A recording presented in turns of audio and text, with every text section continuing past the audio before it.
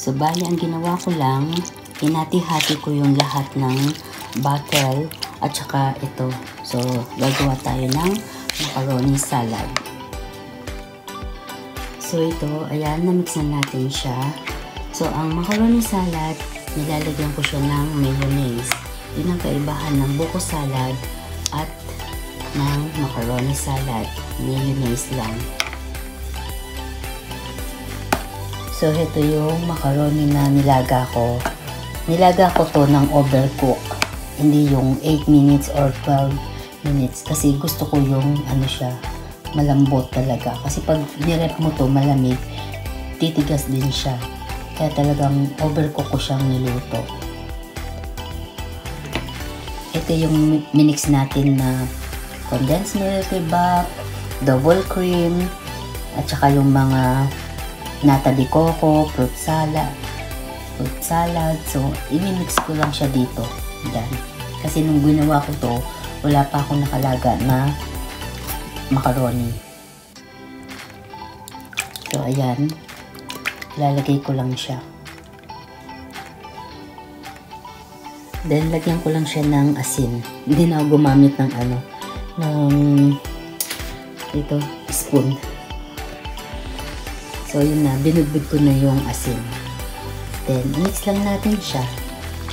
So, ganun lang kadali. Ngayon, kung gusto niyo siyang lagyan ng cheese, pwede rin.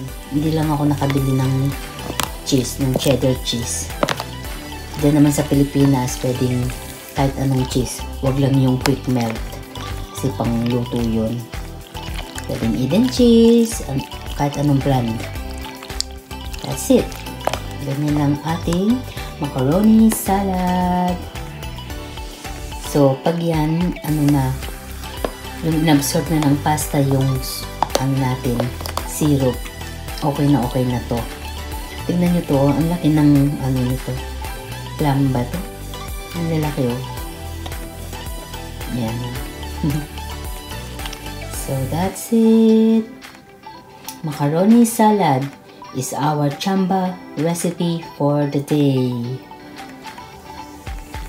Pwede kang mag-add ng corn, whole corn. Pwede kang mag-add, then pasas.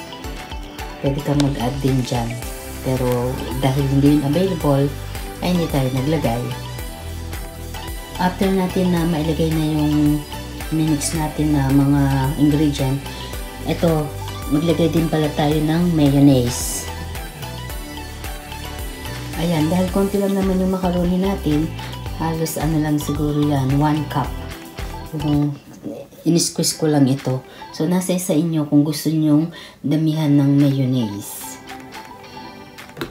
Then, i-mix lang natin ulit. Kasi, nagpapalinamnam din nitong mayonnaise sa ating macaroni salad.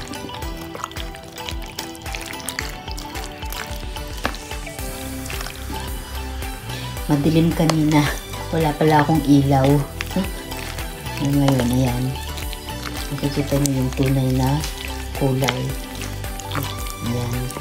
Ang weather kasi dito sa London, autumn. Nagtatago na si haring araw. Kaya, kahit na 10 AM in the morning, ayan, nakasindi ang ating ilaw. Kanina nakapatay. So, makikita natin ang difference ng walang mayonnaise. Tingnan mo, naging na siya. Mas creamy na siya ngayon. Ayan. That's it. Ilagay lang natin ito sa fridge para ma-absorb na yung ating liquid.